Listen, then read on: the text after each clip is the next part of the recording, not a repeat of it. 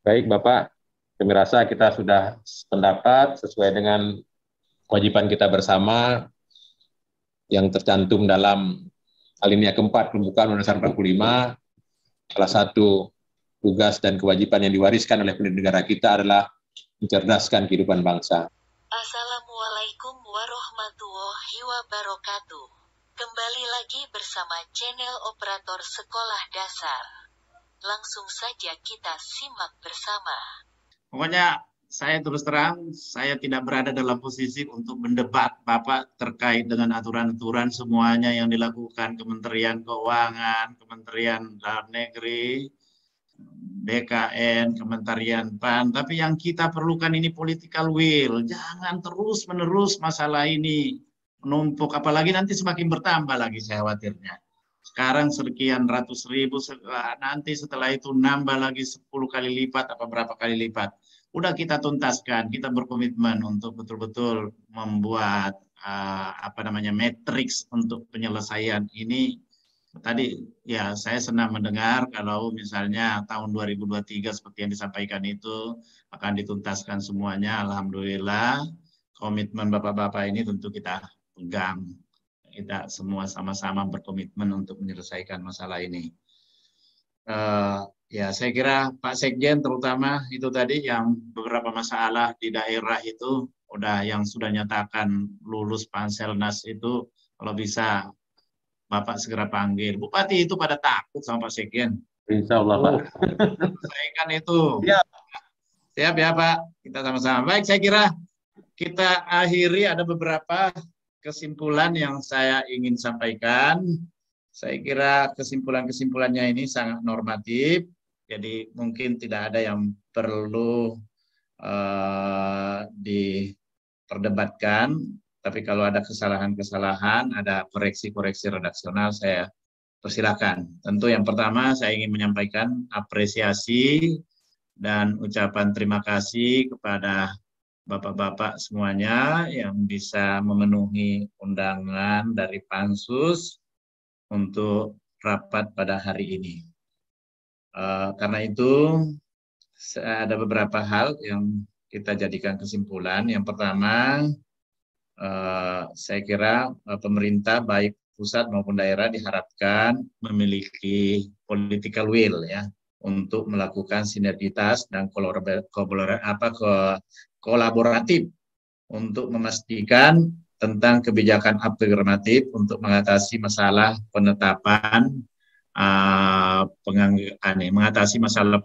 dan pengangkatan guru honorer secara terukur dan komprehensif, seperti persoalan lulus passing grade namun tidak ada formasi, komunikasi pusat dan daerah yang belum sinkron menyangkut implementasi dana alokasi khusus yang telah ditetapkan khususnya terkait dengan guru honorer, dan melakukan percepatan agar terdapat kebijakan proporsional antara penetapan dan pengangkatan guru honorer sebagai P3K yang komprehensif dengan penguatan mutu guru honorer di sisi lain, dengan memperhatikan diantaranya pertimbangan masa kerja, pengabdian, dan kondisi geografis, serta upaya penyelesaian disparitas dalam distribusi guru, dan dilakukan komunikasi yang harmonis antara pemerintah pusat dan daerah agar formasi yang telah ditetapkan oleh pusat terkait guru honorer dipenuhi oleh pemerintah daerah sesuai formula DAU yang telah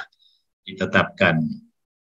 Kedua, secara dasar hukum, baik di Undang-Undang Aparatur Sipil Negara maupun berdasarkan peraturan perundang-undangan terkait, dapat disimpulkan, pertama, terdapat dasar hukum yang kuat, di mana alokasi guru honorer P3K dialokasikan dari APBD, yang apabila daerah memiliki keterbatasan dapat dialokasikan dari DAU yang ditetapkan pemerintah pusat.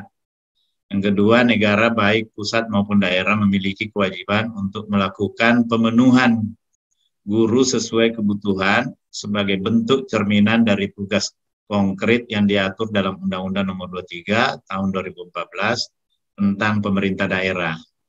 Yang ketiga, bahwa terdapat alokasi formasi guru P3K tahun 2021 sebanyak 1.2.616.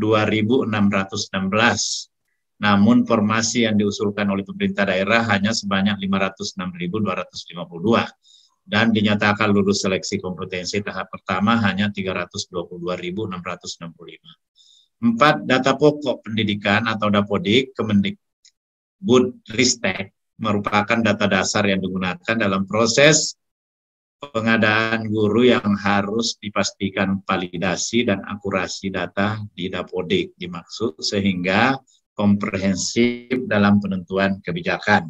Sebenarnya ada hal lain di luar ini yang saya ingin lebih tekankan juga, bahwa bagaimanapun juga ini masalah seperti juga yang disampaikan oleh Pak Bima tadi, bahwa sudah 20 tahun lebih bergelut di masalah ini.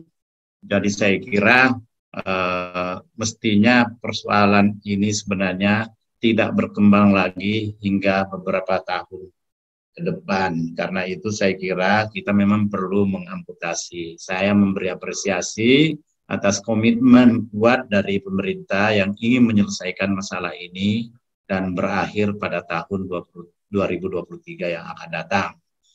Karena itu saya kira ada tahapan-tahapan yang perlu dilakukan, ada yang harus selesai hingga akhir tahun ini, ada yang bisa selesai awal tahun depan, sebagaimana yang saya sampaikan tadi, ada yang sudah lulus dalam seleksi nasional tadi, tetapi karena terbentur pada persoalan-persoalan politik di daerah, kemudian ini mereka tidak ada pengangkatan.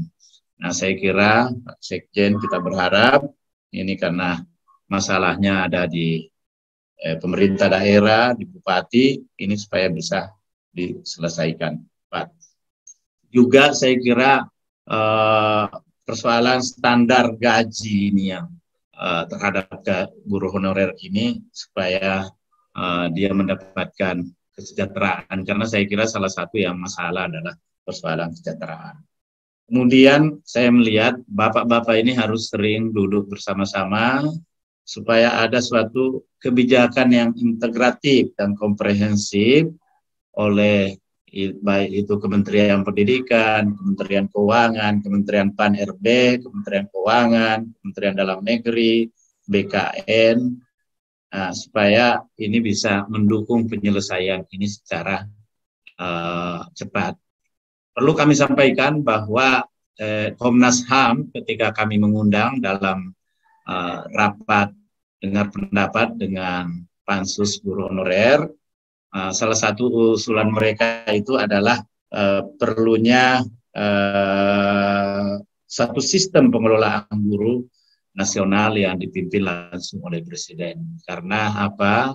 Dia melihat bahwa kebijakan ini tidak bisa selesai kalau tidak dibawa ke tingkat Presiden.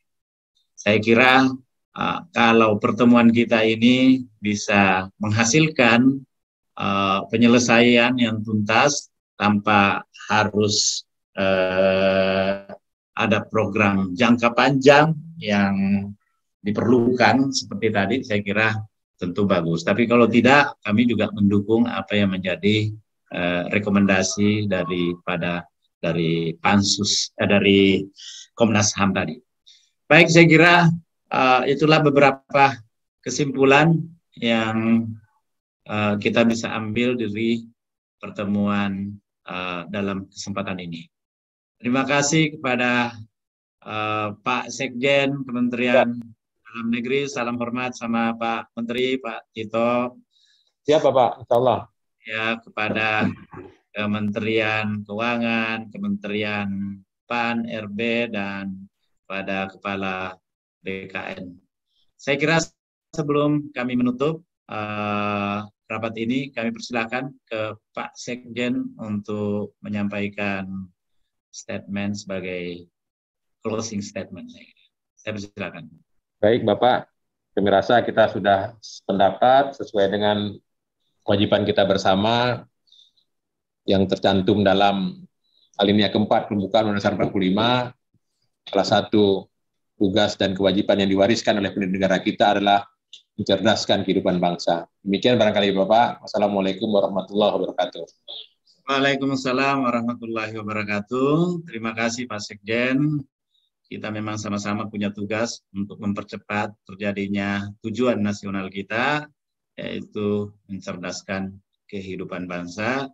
Jangan sampai kita kurang peduli terhadap guru-guru ini, mengakibatkan kecerdasan anak bangsa ini semakin terpuruk, yang tadinya kita mau mengejar peringkat tapi malah jatuh ke lebih rendah lagi. Yang kemudian kita juga punya tujuan nasional, mensejahterakan masyarakat umum. Nah, sebelum sampai kepada seluruh masyarakat umum, guru ini terlebih dahulu kita berikan prioritas untuk kita sejahterakan. Karena kita bisa seperti ini karena ada guru. Saya kira demikian Pak Sekjen dan pada Bapak-Bapak semuanya. Terima kasih atas partisipasinya kepada kawan-kawan saya, para senator yang terhormat, yang juga secara aktif penuh mengikuti rapat ini. Baik, dengan mengucapkan alhamdulillahirrahmanirrahim, rapat kerja ini kami nyatakan ditutup dengan ucapan alhamdulillahirrahmanirrahim. Wassalamualaikum warahmatullahi wabarakatuh. Sekian informasi yang dapat saya bagikan. Semoga bermanfaat. Tetap semangat untuk belajar, agar bisa menjadi aparatur sipil negara. Wassalamualaikum warahmatullahi wabarakatuh.